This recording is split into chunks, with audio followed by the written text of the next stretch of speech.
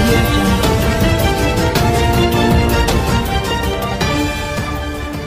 ఈ సంవత్సరంలో నాన్నగారు ఒక్క ట్యూన్ పంపించగానే ఒకసారి ఓకే చేసింది ఇప్పుడు లేదు. ఏదో ఒక చిన్న చిన్న చేంజెస్ అడుగుతూ ఉంటారు మ్యూజిక్ డైరెక్టర్స్ని.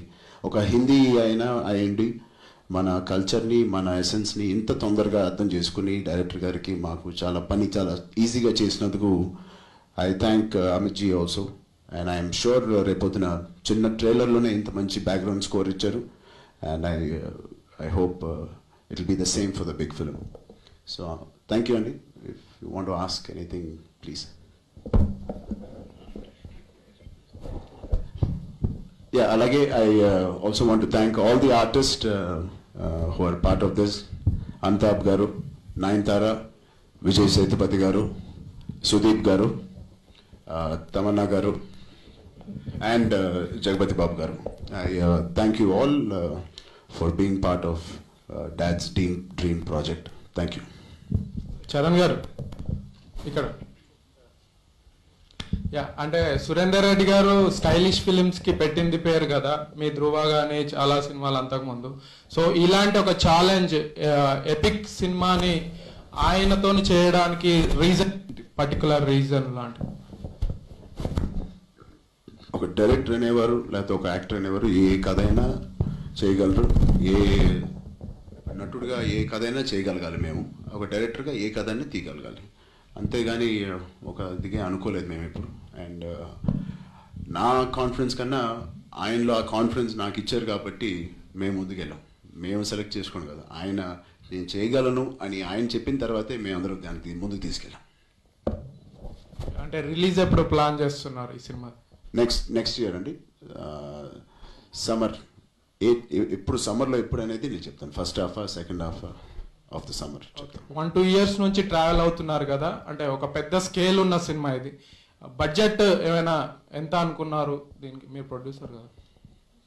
లేదండి, నంబర్స్ అన్నీ ఇప్పుడు రివీల్ చేయాలనుకోవట్లేదు. It's not a concern to the, but it's భారీ బడ్జెట్తోనే తీస్తున్నాం.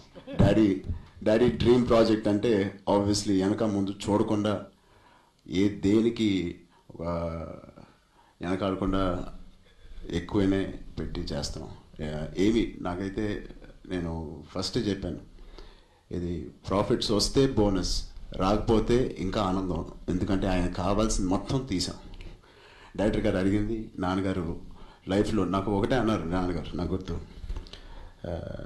నాకు ఏదైనా ఈష్ లైక్ జెలసీ ఉందంటారా నీ మీద, నీకు రెండో సినిమాకే ఒక మంచి social fantasy costume drama cinema చేసావు. నేను 35 years or 40 years 150 ఫిల్మ్స్ చేశాను, నాకు ఇప్పటివరకు ఒక కాస్ట్యూమ్ డ్రామా సినిమా రాలేదన్నది. సో దానికి ఎగ్జాంపులే సైరా నరసింహారెడ్డి. సో దీనికి ఒక ఖర్చు కానీ ప్రాఫిట్స్ చూడడం కానీ అవేవి పెట్టుకోకుండా ఆయనకు కావాల్సినట్టు ఈ సినిమా తీయడమే. It's a blessing for me to give him that. అంతే. చరణ్ గారు, ఇది ఒక స్వాతంత్ర సమరయోధుని కథ కదా, అంటే ఎన్ని లాంగ్వేజ్లో రిలీజ్ ప్లాన్ చేస్తున్నారు? ప్రస్తుతం ఆల్ సౌత్ ఇండియన్ లాంగ్వేజెస్లో రిలీజ్ చేస్తున్నాం, స్ట్రైట్ రిలీజ్. ఎలాంటి మెమరీగా మిగిలిపోబోతుంది సినిమాకి ఈ సినిమా? అది ఇట్ ఈస్ డెఫినెట్లీ ఒక ప్రౌడ్ ఫీలింగ్, ఒక ప్రెస్టీజియస్ ఫీలింగ్. Mike okay? డెఫినెట్గా ఒక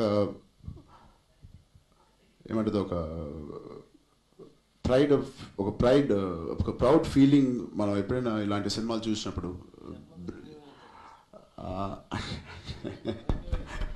లేదు అది మరి పెద్ద మాటగా ఉంది నా, బట్ డెఫినెట్లీ ఒక ప్రౌడ్ ఫీలింగ్ కలుగుద్ది. And it's against the British Raj cinema, అది మీ అందరికీ తెలిసిందే. సో రేపొద్దున జనాలు చెప్పాలి. సార్ చరణ్ గారు, ఏంటండి వీడియో నచ్చిందా? అయితే ఓ లైక్ వేసుకోండి, లేదంటే ఓ కామెంట్ చేయండి. ఎప్పటికప్పుడు మా వీడియోస్ చూడాలంటే సబ్స్క్రైబ్ చేసుకోండి.